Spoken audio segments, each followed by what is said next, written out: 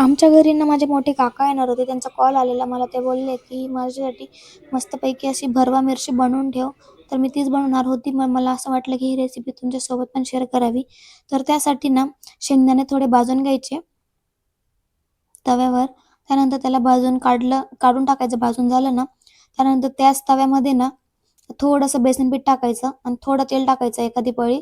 ते ना खरपूस असं भाजून घ्यायचं. लाल होतं ना तोवर भाजायचं, जेणेकरून त्याच्यात ना कच्चापणा लागत नाही. मस्त कलर चेंज झाला, त्याला काढून घेतलंय मी एका ताटलीत.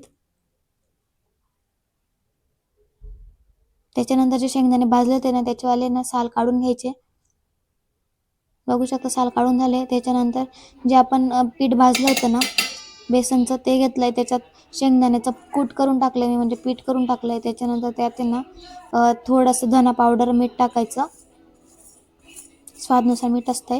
त्याच्यानंतर गरम मसाला, चटणी आणि थोडी चिमूटभर हळद घेतली मी. ते सगळं टाकून आहे ना सगळं मिक्स करायचं. सगळं मिक्स करून झालं आणि त्याच्यात लिंबाचा रस टाकायचा. एक पूर्ण लिंबाचा रस टाकायचा. माझ्याकडे तर लिंबूचा रसच निघत नव्हता.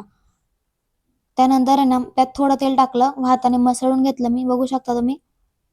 तर अशा प्रकारे मसाला तयार आहे. त्याच्यानंतर ती जाड मिरची असते ना त्याला स्वच्छ असं धुवून घेतलंय मी. मग त्याला मध्ये कट करून घ्यायची. कट करून झाली ना त्याच्यानंतर त्याच्या आत आहे ना मस्त जागा करून घ्यायची, ज्याच्याकरून आपल्याला ना त्याच्यात मसाला भरता यायला पाहिजे नाही. मधलं काढायचं नाही, फक्त जागा करायची. मी सगळ्यांना कट लावून घेतले होते. त्याच्यानंतर त्यात मसाला भरणार आहे. मसाला हा पूर्ण दाबून दाबून भरायचा, मोकळा मोकळा नाही भरायचा.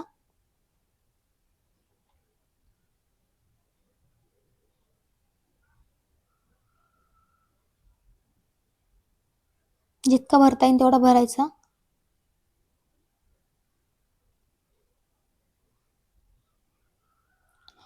दाबून भरण्याचं रिझन हे, जेव्हा आपण त्याला तळतो ना तेव्हा त्या मसाला आतला आहे ना तो बाहेर निघत नाही म्हणून. तर सगळ्या मिरच्या भरून झाल्या. त्याच्यानंतर मी तव्यामध्ये थोडं तेल टाकलंय. थोडं म्हणजे थोडं बेटरच टाकलंय की त्या मिरच्या तळल्या जायला पाहिजे. त्यानंतर त्यात टाकायच्या मिरच्या, ठेवायच्या म्हणजेच तव्यावर आणि छान असं भाजून घ्यायच्या. जोवर त्या असं नरम होत नाही ना तोपर्यंत त्याला छान असं भाजायच्या. फक्त कच्च्या नाही ठेवायच्या. वरतून पण तेल टाकलंय थोडं. बघू शकता मिरची छान अशी भाजून झाली आहे, नरम पण झाली आहे, कलर पण चेंज झालाय. समजून घ्यायची आपली मिरची रेडी. तुम्ही पण नक्की ट्राय करा. माझ्या काकांना तर जबरदस्त अशी आवडली होती रेसिपी. आमच्या खानदेशात तर फेमस आहे. तुम्ही पण नक्की ट्राय करा. व तुम्हाला रेसिपी कशी वाटली मला कमेंटमध्ये नक्की सांगा.